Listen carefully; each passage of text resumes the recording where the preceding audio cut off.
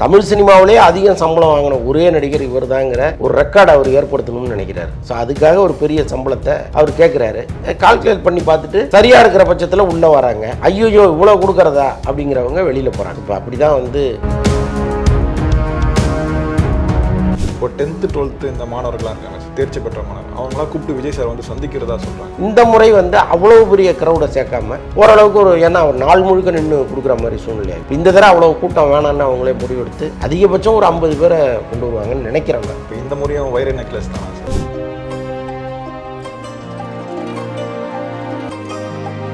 இப்போ சிவகார்த்திகேயன் சார் நடிக்கிறதுன்னு சொல்கிறாங்க சார், அது உண்மை? நடிக்கிறார். அந்த காட்சிகள்லாம் எடுத்து எப்படி சார் அது வந்து விஜய் சார் வந்து அதை அக்செப்ட் பண்ணிப்பார்? ஏன்னா இது வரைக்கும் வந்த விஜய் சார் படத்தில் அவர் வந்து தனியாக தெரியணும் தான் நினைப்பார். ஆனால் இப்போ வளர்ந்து மாறும் ஒரு நடிகர், அதுதாங்க அரசியல். இன்னைக்கு அரசியலுக்காக வந்து கண்டிப்பாக ஆமாம். இன்னைக்கு சிவகார்த்திகேயன் ரசிகர்கள்ங்கிறவங்க ஒரு பெரிய கூட்டம். இப்போ அவர் உள்ள வர்றாருன்னா அந்த கூட்டத்தை ஈர்ப்பதற்கான ஒரு முயற்சி தான். உங்களுடைய உழைப்பு வந்து நிச்சயமாக வீணாக போகாது, ஒரு மிகப்பெரிய பலனை உங்களுக்கு திருப்பி தரும்.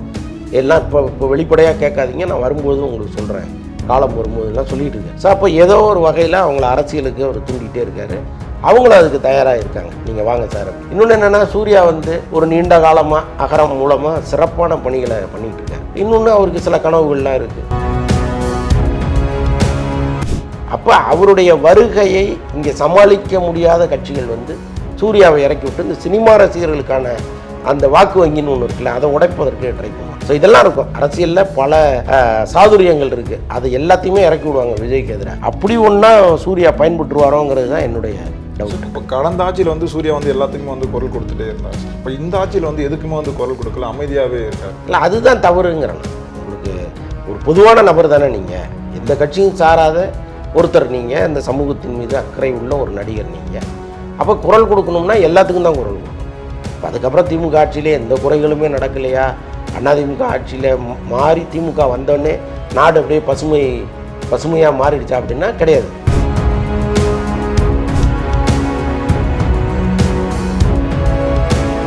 சார், இப்போ விஜய் சார் என்ன தான் சினிமாவில் ரொம்பவே பிஸியாக இருந்தாலுமே அரசியல் நோக்கி அவருக்கான அந்த பயணத்தை வந்து தொடர்ந்து நடத்திட்டு தான் இருக்கார். இப்போ இன்னும் சில நாட்களில் வந்து இன்னும் இந்த வருடங்களை வந்து மாநாடு வந்து அறிவிக்க போகிறான்னு சொல்லியிருக்காங்க. இப்போ அந்த மாநாடுக்காக தான் வரும் படங்களை வந்து அதிகம் சம்பளம் கேட்குறான்னு சொல்கிறாங்களே. இல்லைங்க, மாநாட்டுக்கு அதுக்கு சம்மந்தம் கிடையாது. அவர் பார்க்குறாரு நம்ம படம். இன்னொன்று திரைத்துறையை விட்டு நாம் விலகும் பொழுது தமிழ் சினிமாவிலே அதிகம் சம்பளம் வாங்கின ஒரே நடிகர் இவர் தாங்கிற ஒரு ரெக்கார்டை அவர் ஏற்படுத்தணும்னு நினைக்கிறாரு. ஸோ அதுக்காக ஒரு பெரிய சம்பளத்தை அவர் கேட்குறாரு. கால்குலேட் பண்ணி பார்த்துட்டு சரியாக இருக்கிற பட்சத்தில் உள்ளே வராங்க. ஐயோ இவ்வளோ கொடுக்கறதா அப்படிங்கிறவங்க வெளியில் போகிறாங்க. ஸோ இப்போ அப்படி தான் வந்து RRR ப்ரொடியூசர் வந்து வெளியில் போனது. இவ்வளோ சம்பளம் கட்டுப்படி ஆகாதுன்னு சத்யஜோதி தியாகராஜனே பல நடிகர்களுடைய கால்ஷீட்டே வேணாம்னு சொல்லியிருக்காரு. என்ன காரணம்? இப்போ அஜித் டேட்டே அவர் பேசும்பொழுது அஜித் ஒரு சம்பளம் கேட்குறாரு. அதுக்கு இவர் ஐயோ இவ்வளோ சம்பளம் கொடுத்துட்டு எப்படி ஒர்க் அவுட் பண்ண வராது அப்படின்னு அந்த டேட்டே வேணாம் சாருங்கிறார். ஸோ அந்த மாதிரி தமிழில் ஆல்மோஸ்ட் எல்லாருமே விஜய் வச்சு படம் பண்ணுவதற்கு தயாராக இல்லை. ஏன்னா அவர் கேட்குற சம்பளத்துக்கு இன்றைக்கி ஒர்க் அவுட் ஆகாது அப்படின்னு. அப்போ தான் தெலுங்குலேருந்து ஒருத்தர் வர்றாரு, இந்த சம்பளத்தை அவர் கேட்குறாரு. இதை வச்சு தான் அவர் மாநாடை நடத்தணுங்கிற அவசியம் கிடையாது. ஒன்றும் இல்லை, இன்றைக்கி அரசியல் கட்சி அவர் ஆரம்பிக்கிறாரு, தெளிவான அரசியலில் இறங்கிட்டாருன்னா பல தொழிலதிபர்கள் இங்கே பணம் கொடுப்பாங்க. அப்படி தான் ஏற்கனவே நடந்திருக்கு. எதிர்கட்சியும் கொடுப்பாங்க, ஆளுங்கட்சியும் கொடுப்பாங்க. துண்டு துண்டாக இருக்கிற கட்சிகளுக்கு அந்தந்த கட்சிகளின் தரத்திற்கு ஏற்ப காசு கொடுப்பாங்க. ஏன்னா அவங்க நாளைக்கு வந்து தொழில் பண்ணுறதுக்கு இவங்க யாரும் இடையூறாக இருந்துடக்கூடாது அப்படிங்கிறது. இது வந்து காலகாலமாக இந்தியா முழுக்க நடக்குது. அதை தான் இந்த பேங்க் பத்திரம் வந்தது இல்லையா, நன்கொடை பத்திரங்கள் வந்து இப்போ கோர்ட்டு தலையிட்டு பெரிய பிரச்சனையாக மாறிச்சது. இப்போ இந்த நன்கொடை பத்திரங்கள்ங்கிறது கிட்டத்தட்ட இதுதான். அப்போ நாளைக்கு விஜய் வந்து ஆட்சியை பிடிச்சிருவார் அல்லது எதிர்கட்சியாக வந்து உட்காருவார் அப்படின்னு தெரிஞ்சாலே போதும், இங்கே கொடுக்கறதுக்கு பல தொழிலதிபர்கள் தயாராக இருப்பாங்க. ஸோ அப்போ அவர் மாநாடு வந்து கை காசை போட்டு நடத்தணுங்கிற அவசியம் கிடையாது. இங்கே இது நடத்த போகிறோம், நீங்கள் கொஞ்சம் பார்த்துக்கிங்கன்னா முடிஞ்சு போச்சு, எல்லாத்தையும் அவங்க பார்த்துக்க போகிறாங்க. இப்போ 10th 12th இந்த மாணவர்களாக இருக்காங்க, தேர்ச்சி பெற்ற மாணவர், அவங்களாம் கூப்பிட்டு விஜய் சார் வந்து சந்திக்கிறதா சொல்கிறாங்க. உண்மைதானா சார்? ஆமாம், அவரே அறிக்கை வெளியிட்டிருக்காரு. தமிழக வெற்றி கழகமே வெளியிட்டிருக்கு. எல்லாரையும் அவர் சந்திக்க போகிறார். எல்லாரையும்னா எப்படி சார்? இப்போ அதில் வந்து அதிக மார்க் பெற்றவங்க தானே? அதான் இப்போ ஏற்கனவே வந்து தமிழ்நாடு முழுக்க இருக்கிற ஒவ்வொரு ஸ்கூல்லையும் 3 பேரை அவங்க தேர்ந்தெடுத்தாங்க. பெருங்கூட்டமாக வந்துருச்சு ஒவ்வொரு மாவட்டத்துலேயும். இந்த முறை வந்து அவ்வளோ பெரிய க்ரௌடை சேர்க்காம ஓரளவுக்கு ஒரு, ஏன்னா ஒரு நாள் முழுக்க நின்று கொடுக்குற மாதிரி சூழ்நிலை ஆகிப்போச்சு போன தடவை. இப்போ இந்த தடவை அவ்வளோ கூட்டம் வேணான்னு அவங்களே முடிவெடுத்து அதிகபட்சம் ஒரு 50 பேரை கொண்டு வருவாங்கன்னு நினைக்கிறேன் நான். அவ்வளோதான். இப்போ இந்த முறையும் வைர நெக்லஸ் தானா சார்? வைர நெக்லஸ் எல்லாருக்குமே அங்கே கொடுத்தாரு போன தடவை, யாரோ ஒருத்தருக்கு கொடுத்தாரு. அது கூட உங்களுக்கு பணமாக வந்து நிறைய பேருக்கு கொடுத்துருந்தா நல்லா இருந்திருக்கு. ஏன்னா அந்த மற்றவர்களுக்கு கொடுக்கப்பட்ட தொகைங்கிறது ரொம்ப சொற்பமானதுன்னு சொன்னாங்க. இந்த முறை அப்படி இல்லாமல் ரொம்ப கணிசமான ஒரு தொகையை கொடுத்தா அவங்களுக்கு காலேஜ் ஃபீஸ் கட்டவாவது அது பயன்படும். இப்போ இந்த அரசியல் மாநாடு இந்த வருஷத்தில் தான் நடக்குதா சார்? அது நிச்சயமாக நடக்குது. ஏன்னா அவர் சொன்னது கோட் ரிலீஸுக்கு பிறகு தீவிர அரசியல்னு சொல்லிட்டார். அவருடைய மன்ற கூட்டத்தில், அந்த மாவட்ட செயலாளர்கள் கூட்டத்தில் சொல்லிட்டார். அப்போ கோட் ரிலீஸ்க்காக அவர் வெயிட் பண்ணிகிட்ருக்காரு. அது ரிலீஸ் ஆனோடனே நிச்சயமாக மாநாடு கிராண்டாக ஸ்டார்ட் பண்ணுவாங்க, கிராண்டியராக இருக்கும். இப்போ எம்ஜிஆர் சார் தான் சினிமாலேருந்து அரசியலுக்கு ஒருத்தர் முதலமைச்சர் ஆகலான்ற கனவு காமிச்சார். இப்போ அந்த வரிசையில் தான் விஜயகாந்த் சார் வந்தார். அப்புறம் ரஜினி சார் வரேன்னு சொல்லிட்டு கடைசியில் வராமல் போயிட்டார். இப்போ விஜய் சார் அரசியலுக்கு வந்துட்டார். இப்போ அதை தொடர்ந்து சூர்யா சார் வருதா சொல்கிறாங்களா சார்? அது உண்மையா? அவரும் அவருடைய ரசிகர்கள் அந்த நிர்வாகிகளை சந்திக்கும் பொழுது அவங்களுக்கு நம்பிக்கை கொடுக்குற மாதிரி வார்த்தைகளை சொல்லிக்கிட்டே இருக்கார். ஒவ்வொரு முறை சந்திக்கும் பொழுதும் உங்களுடைய உழைப்பு நிச்சயமாக வீணாக போகாது, ஒரு மிகப்பெரிய பலனை உங்களுக்கு திருப்பி தரோம், எல்லாம் இப்போ வெளிப்படையாக கேட்காதீங்க, நான் வரும்போது உங்களுக்கு சொல்கிறேன், காலம் வரும்போதுலாம் சொல்லிகிட்டு இருக்காரு. ஸோ அப்போ ஏதோ ஒரு வகையில் அவங்கள அரசியலுக்கு அவர் தூண்டிகிட்டே இருக்கார். அவங்களும் அதுக்கு தயாராக இருக்காங்க, நீங்கள் வாங்க சார் அப்படின்னு. இன்னொன்று என்னென்னா, சூர்யா ஒரு நீண்ட காலமாக அகரம் மூலமாக சிறப்பான பணிகளை பண்ணிக்கிட்டு இருக்கார். இன்னொன்று அவருக்கு சில கனவுகள்லாம் இருக்குது. நம்ம நாடு இப்படி இருக்கணும், நம்ம மாநிலம் இப்படி இருக்கணும்னு. ஒருவேளை நாளைக்கு அவர் அரசியலுக்கு வந்தால் அவருடைய திட்டங்கள் சிறப்பாக இருக்கும். பட் ஜெயிக்க முடியுமான்னு எனக்கு தெரியல. ஏன்னா விஜய் அளவுக்கு சூர்யாவால் ஒரு மிகப்பெரிய எழுச்சியை ஏற்படுத்த முடியுமாங்கிறதுல எனக்கு நம்பிக்கை கிடையாது. ஏன்னா அவருடைய ரசிகர்கள் கூட்டங்கிறது இருக்குது, பட் விஜய் ரசிகர்கள் அளவுக்கு இருக்கான்னா இல்லை. இப்போ அவரே என்ன பண்ண போகிறாருன்னு தெரியல. அப்போ அவருடைய வருகையை இங்கே சமாளிக்க முடியாத கட்சிகள் சூர்யாவை இறக்கி விட்டு இந்த சினிமா ரசிகர்களுக்கான அந்த வாக்கு வங்கின்னு ஒன்று இருக்குல்ல, அதை உடைப்பதற்கு ட்ரை பண்ணுவாங்க. ஸோ இதெல்லாம் இருக்கும். அரசியலில் பல சாதுரியங்கள் இருக்குது, அதை எல்லாத்தையுமே இறக்கி விடுவாங்க விஜய்க்கு எதிராக. அப்படி ஒன்றா சூர்யா பயன்பட்டுருவாரோங்கிறது தான் என்னுடைய டவுட். இப்போ கடந்த ஆட்சியில் சூர்யா எல்லாத்துக்குமே குரல் கொடுத்துட்டே இருந்தார் சார். இப்போ இந்த ஆட்சியில் எதுக்குமே குரல் கொடுக்கல, அமைதியாகவே இருக்கார்.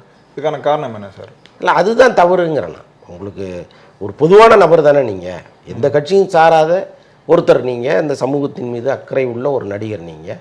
அப்போ குரல் கொடுக்கணும்னா எல்லாத்துக்கும் தான் குரல் கொடுக்கணும். இப்போ அதுக்கப்புறம் திமுக ஆட்சியிலே எந்த குறைகளுமே நடக்கலையா, அதிமுக ஆட்சியில் மாறி திமுக வந்தோடனே நாடு அப்படியே பசுமையாக மாறிடுச்சா அப்படின்னா கிடையாது. நீங்கள் குற்றம் குறைகள் நிறைய இருக்குது. அப்போ நீங்கள் அதை சுட்டி காட்ட வேண்டிய இடத்துல இருக்கிற நீங்கள் ஏன் இது வரைக்கும் வாயை திறக்கலைங்கிற கேள்வி சூர்யாவை நோக்கி இருக்குது. ஸோ அதனால் ஒரு பாரபட்சமான ஒரு பார்வையோடு தான் அவர் இருக்கார். சார் இப்போ இந்த கோட் படம் விறுவிறுன்னு நடந்துட்டு இருக்கா சார். இப்போ எப்படி பார்த்தாலும் செகண்ட் ஹாஃபில் ரிலீஸ் ஆகிடும் இந்த தமிழ் சினிமாவோட செகண்ட் ஹாஃப். இப்போ அந்த படத்தில் நிறைய செய்திகள் வருது சார். இதில் சிவகார்த்திகேயன் சார் நடிக்கிறாரு. இப்போ இதில் கேப்டன் விஜயகாந்த் நடிக்கிறது உறுதி செஞ்சுட்டாங்க. ஆனால் அவர் எந்த இடத்துல வராதுன்ற நமக்கு தெரியாதுல்ல சார். அதான் இப்போ ப்ரீ கிளைமாக்ஸில் வராரு, 2.5 நிமிஷம் கண்டிப்பாக அந்த நான் ஸ்டாப்பாக அவர் வராரு போல இருக்கு. இப்போ சிவகார்த்திகேயன் சார் நடிக்கிறதுன்னு சொல்கிறாங்க சார். அது உண்மை நடிக்கிறார். அந்த காட்சிகள்லாம் எடுத்து முடிச்சுட்டாங்க. எப்படி சார் அது விஜய் சார் அதை அக்செப்ட் பண்ணிப்பார்? ஏன்னா இது வரைக்கும் விஜய் சார் படத்தில் அவர் தனியாக தெரியணும் தான் நினைப்பார். ஆனால் இப்போ வளர்ந்து மாறும் ஒரு நடிகர் இப்போ எப்படி அதை அக்செப்ட் பண்ணிப்பார் சார்? அதுதாங்க அரசியல் இன்னைக்கு. அரசியலுக்காக கண்டிப்பாக. ஆமாம், இப்போ இன்னைக்கு சிவகார்த்திகேயன் ரசிகர்கள்ங்கிறவங்க ஒரு பெரிய கூட்டம் இருக்குது. இப்போ அவர் உள்ளே வர்றாருன்னா அந்த கூட்டத்தை ஈர்ப்பதற்கான ஒரு முயற்சி தான் அது. ஸோ அதெல்லாம் இன்றைக்கி ஒரு தெளிவான அரசியல்வாதியாக மாறிட்டார். இதுவே ஒரு அரசியல் கட்சி ஆரம்பிக்காமல் சிவகார்த்திகேயன் இதுக்குள்ளே வர்றாருன்னா நிச்சயமாக அதை அவர் விரும்பி இருக்க மாட்டார். ஆனால் இன்றைக்கி அந்த தேவை அவருக்கு இருக்குது, அதனால் அனுமதிக்கிறார். இப்போ அதே மாதிரி கோட் படத்தில் நிறைய ஆர்டிஸ்ட் இருக்காங்களே சார். இப்போ எப்பவுமே விஜய் சார் படத்தில் விஜய் சார் தனியாக தெரியும். இப்போ கோட் படத்தில் நிறைய ஆர்டிஸ்ட்னால விஜய் சார் அதில் தனியாக தெரிய மாட்டாரோ அப்படின்னு ஒரு ஃபீல் நமக்கு வருது சார். இல்லை, அப்படிலாம் இருப்பதற்கு பிரசாந்த் சார் இருக்காரு, பிரபுதேவா சார் இருக்காரு, இப்போ விஜயகாந்த் சார் ஆட் பண்ணியிருக்காங்க, சிவகார்த்திகேயனும் வந்திருக்காரு. நமக்கே இது விஜயகாந்த் 2.5 நிமிஷம் வர போறாரு, சிவகார்த்திகேயன் 1 நிமிஷம் வர போறாரு. 3.5 நிமிஷத்தை கழிச்சிருங்க. மிச்ச படத்தில் படம் முழுக்க விஜய் தானே இருக்க போறாரு. அதனால இது இன்னும் அவருடைய இந்த போர்ஷனை குறைச்சிடலாம் போகிறதில்ல. அவருக்கான இம்பார்ட்டன்ஸ் அப்படியே தான் இருக்கும். அவர் தான் ஹீரோ, மற்றவர்களெல்லாம் அப்படியே இப்படி வந்துட்டு போகிறவங்க தானே. ஸோ எப்படி உங்ககிட்ட விடாமுயற்சி அப்டேட் கேட்குறாங்களோ அதே மாதிரி இந்த வாடிவாசல் அப்டேட் பற்றி கேட்பாங்க. இப்போ அமித் சார் ரீசெண்ட் டேஸில் என்ன சொல்லியிருந்தாருன்னா, வாடிவாசல் படத்தில் நான் வில்லனாக நடிக்கிறேன்னு சொல்லியிருக்காரு. சூர்யா கூட நடிக்கிறதும் ரொம்ப ஆசையாக இருக்குது அப்படின்ற மாதிரி சொல்லியிருந்தாரு. இப்போ வாடிவாசல் படத்தில் சூர்யா சார் நடிப்பாரா சார்? கண்டிப்பாக நடிப்பார். ஏன்னா இப்போ அந்த அக்ரிமெண்ட் சூர்யா வெற்றிமாறன் நடிக்கிற படம்னு தான் அவங்க ஓடிடிக்கு போட்டு ஒரு பெரிய தொகைக்கு விற்றுருக்காங்க. இப்போ நீங்கள் அந்த அக்ரிமெண்ட்டாக மாற்றணும்னா மறுபடியும் நீங்கள் அந்த அக்ரிமெண்ட்டே கேன்சல் பண்ணணும். ஸோ அந்த மாதிரி சூழ்நிலைகள்லாம் இருக்குது. அப்போ சூர்யா அதுலேருந்து விலக முடியாது. அப்படி கமிட் ஆகிருக்காரு, அட்வான்ஸ் வாங்கியிருக்கிறாரு, பல விஷயங்கள் இருக்குது. அவருக்கு ஒருவேளை அமீரை பிடிக்கல, அமீரோட நடிக்கக்கூடாது அப்படின்னு அவர் நினச்சிருந்தா என்றைக்கோ கூப்பிட்டு வெற்றிமாறன்ட்ட சொல்லியிருப்பார். பட் இது வரைக்கும் அவர் சொல்லலை. ஏன்னா வெற்றிமாறனும் சூர்யாவும் கிட்டத்தட்ட 1 மணி நேரம் சந்தித்து பேசியிருக்காங்க. அந்த சந்திப்பில் அவர் அமீர் வேணான்னு சொல்லவே இல்லை. அமீர் இருந்தால் நோ ப்ராப்ளம் தான் அவர் சொல்லியிருக்காரு. அதனால் நிச்சயமாக அந்த ப்ராஜெக்ட் ஸ்டார்ட் பண்ண லேட் ஆகுமே தவிர கண்டிப்பாக பண்ணுவாங்க. இப்போ சூர்யா ரசிகர்கள் என்ன எதிர்பார்க்குறாங்கன்னா அந்த கங்குவா படத்தை தான் எதிர்பார்க்குறாங்க. 2 வருடங்களாக அந்த படம் ரெடி ஆகிட்டு இருக்கு. இப்போ காலம் தாழ்ந்து வர்றதுனால அந்த படம் ஒரு மிகப்பெரிய வெற்றி பெறுமா, இல்லை அந்த வெற்றின்றது கொஞ்சம் சாதாரணமாக இருக்குமா சார்? இல்லை, காலம் தாழ்ந்தெல்லாம் வரலங்க. அவ்வளோ பெரிய படத்தை எடுக்கும்போது உங்களுக்கு அவ்வளோ சவால்கள் இருக்குது அதில். இப்போ விஎஃப்எக்ஸ் சரியில்லைன்னு ஆரம்பத்துலேருந்தே சொல்லிகிட்டு இருந்தாங்க. இந்த விமர்சகர்களுடைய கருத்து ஏற்றுக்கிட்டு டைரக்டரே அந்த நிறுவனத்தோட பேசி பர்ஃபெக்டாக வேணுங்கிறதுல உட்காந்துட்டாங்க. இப்போ அந்த வேலைகள்லாம் தொடர்ந்து பண்ணிகிட்டு இருக்காங்க. பெரிய படங்கிறதுனால இந்த போஸ்ட் ப்ரொடக்ஷன் வேலைகள் பயங்கரமாக இழுக்குது. ஸோ அதனால தான் அது லேட் ஆகுதே தவிர மற்றபடி படம் முடிஞ்சிருச்சு. இப்போ அடுத்து சென்சார் போயிட்டாங்கன்னா ஃபுல்லாக பப்ளிசிட்டி இறங்கிடுவாங்க. ஸோ அதனால் ரொம்ப காலதாமதம்லாம் நம்ம எடுத்து இல்லை சார். இப்போ 2 வருஷம் ஆயிடுச்சுல. இப்போ சூர்யா ரசிகர்களுக்கு எப்போ நம்ம படம் வரும்? பாகுபலி எத்தனை வருஷம் எடுத்தாங்க? இது பாகுபலியான்னு கேட்கக்கூடாது. அந்த அளவுக்கு செலவு பண்ணி ஒரு படத்தை அவங்க எடுத்துகிட்டு இருக்காங்க. ஏன்னா இப்போ சூர்யாவுக்கு பிறகு வந்த நடிகர்கள்லாம் இருக்காங்களா சார்? இப்போ அவங்களுடைய படங்கள்லாம் ஒரு மிகப்பெரிய வெற்றியை பெற்றுச்சு. இப்போ சிவகார்த்திகேயன் வந்தார், அவருடைய படம் மிகப்பெரிய வெற்றி பெற்றுச்சு. இப்போ அதற்காக இந்த கேள்வியை கேட்குறேன் சார். இல்லைங்க, அப்படி சொல்ல முடியாதுங்க. ஒவ்வொரு படத்தினுடைய தன்மை இருக்குல்ல. இப்போ அயலான் படம் எடுத்தாங்க, அது எத்தனை வருஷம் எடுத்துக்கிட்டு இருந்தாங்க? அந்த விஎஃப்எக்ஸ் ஒர்க்குங்கிறது நிறைய டைம் எடுத்துக்கும். அப்போ தான் தெளிவாக அழகாக வரும். ஸோ அதுதான் இந்த படத்தினுடைய பெரிய பிரச்சனையை தவிர மற்றபடி படம் எடுக்கும்போது அவங்களுக்கு ஏதாவது ஃபினான்ஷியலாக நினச்சாங்கன்னா அப்படிலாம் கிடையாது. திட்டமிட்டபடி படப்பிடிப்பு நடத்துனாங்க. சூர்யா அவருடைய டேட்டை கரெக்டாக கொடுத்தாரு. எல்லாமே யாராலையும் இந்த படம் தடைப்பட்டு நிற்கவே இல்லை. ஒரே இடத்துல நிற்கிதுன்னா ஒன்று விஎஃப்எக்ஸு, இன்னொன்று எலெக்ஷன் வந்துடுச்சு. அதனால் எல்லாமே கொலாப்ஸ் ஆகி போச்சு. எந்த படத்தை முன்னாடி கொண்டு வர்றது, எதை பின்னாடி கொண்டு வர்றது, ஒரே நேரத்தில் எல்லா படமும் வந்தால் என்ன ஆகும், இப்படி ஒரு சிக்கல் வந்துடுச்சு. ஸோ அதனால தான் அந்த படத்தில் பிரச்சனையை தவிர மற்றபடி வேற ஒன்றும் சொல்லுவதற்கு. எதற்காக கேட்டால் ஒரு காலகட்டத்தில் விக்ரம் சார் பீக்கில் இருந்தார் சார். இப்போ ஏன்னா அவர் ஒரு படத்துக்கு 2 வருடம் 3 வருடம் கொடுத்ததுனால தான் அவரோட அந்த சர்க்கிள் சந்திக்கிறதுக்கே காரணமாச்சு. அதற்காக தான் சார் இதை. இல்லை, கண்டிப்பாக அதை சூர்யா உணரணும். ஏன்னா விக்ரமுக்கு அதே பிரச்சனை தான். ஒரு படம்னா அதுக்காக 2 வருஷம் 3 வருஷம் காத்திருக்கிறது, உடம்பு இழைக்கிறது, ஏற்றுறது, இதுலேயே அவருடைய இதெல்லாம் போயிடுச்சு. அவர் பரபரன்னு வருஷத்துக்கு 4 படம் 5 படம் பண்ணியிருந்தாருன்னா இன்றைக்கி வேற ஒரு இடத்துல அவர் இருப்பார்.